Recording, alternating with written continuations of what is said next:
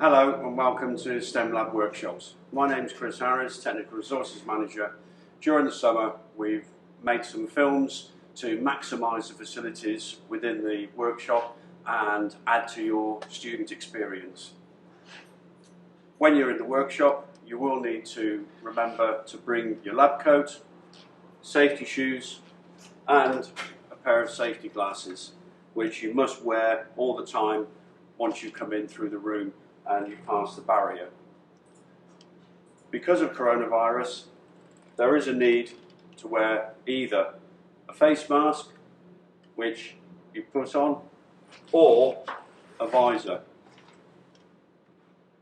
Now, the visor is my preferred option because with a face mask, you do tend to have steaming up of glasses.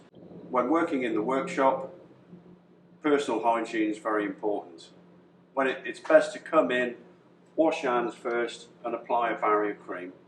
That produces a barrier or creates a barrier between your hands and the oils, grease, detergents and everything else that you'll come in contact with within the workshop. When you finish your work, there's soap. We've got light duty or heavy duty depending on how much dirt is on your hands.